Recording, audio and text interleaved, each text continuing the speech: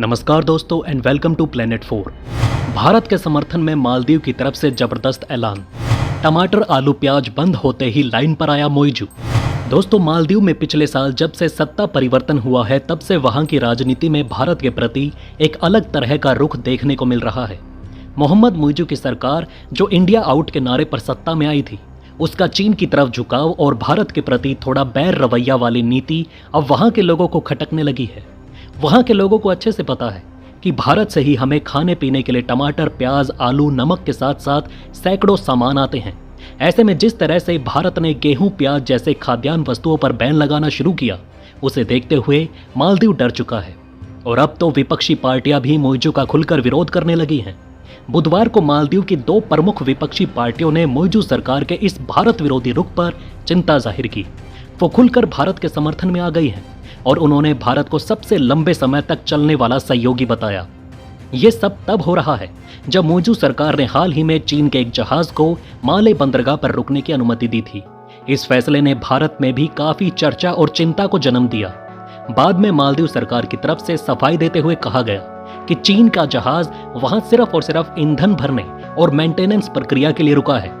वो जल्द ही वहां से निकल जाएगा।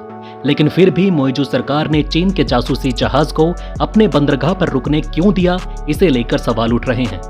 भारत हमेशा से ही मालदीव का एक मजबूत सहयोगी रहा है और मालदीव के इस कदम से उसके भारत के प्रति रवैये में बदलाव के संकेत मिलते हैं। विपक्षी पार्टियों का ये रुख दर्शाता है कि मालदीव की जनता भी इस बात को समझती है कि भारत के साथ मजबूत संबंध होना कितना महत्वपूर्ण है।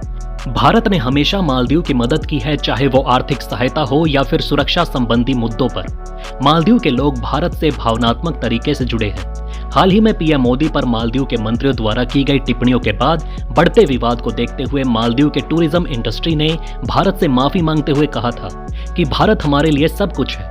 उन्होंने भारत से माफी मांगते हुए कहा था कि प्लीज हमारे साथ अपने रिश्ते खराब ना करें। अब ये देखना होगा कि इस विरोध का मोइजू सरकार पर क्या असर पड़ता है।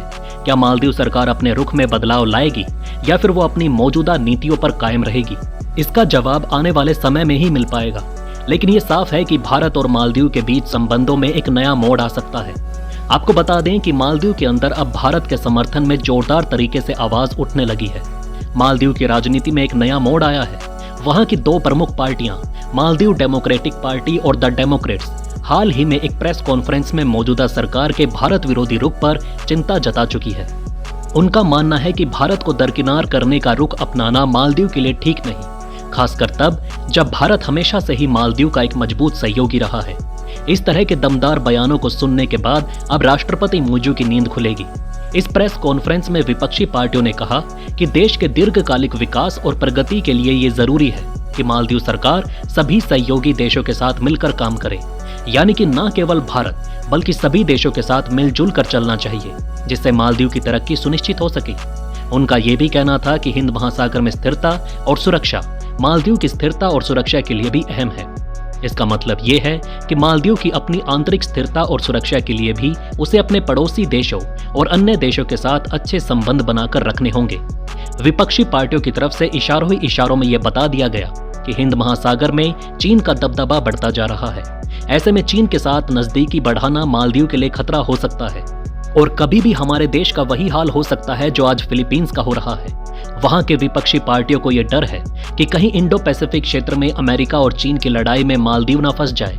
अब देखना यह है कि मालदीव की सरकार इन विपक्षी पार्टियों के इस रुख पर क्या प्रतिक्रिया देती है। क्या वो अपनी नीतियों में बदलाव लाएगी या फिर अपने मौजूदा रुख पर कायम रहेगी? ये भारत मालदीव के संबंधों के लिए एक महत्वपूर्ण क्षण हो सकता है।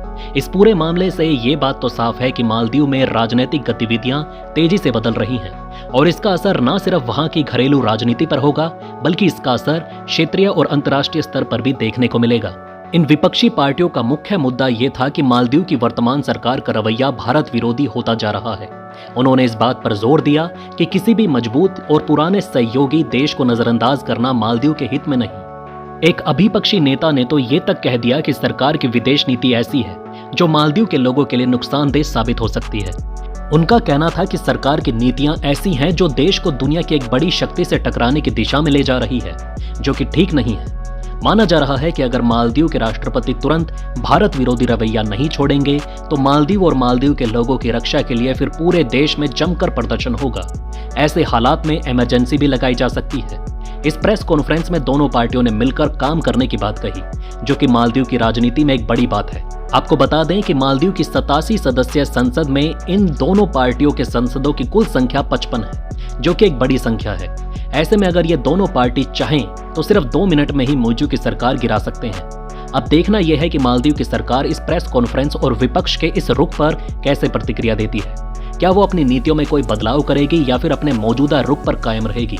ये सवाल अभी भी बाकी है, लेकिन एक बात तो साफ है कि मालदीव की राजनीति में इस समय एक नया और बड़ा बदलाव आने वाला है। दोस्तों, आप नीचे कमेंट में बताएं कि क्या भारत को मालदीव के लिए खाने पीने का सामान भेजना चाहिए या फिर कुछ समय के लिए रोक देना चाहिए। वीडियो में अंत तक हमारा साथ देने के लिए धन्यवाद। नमस्कार।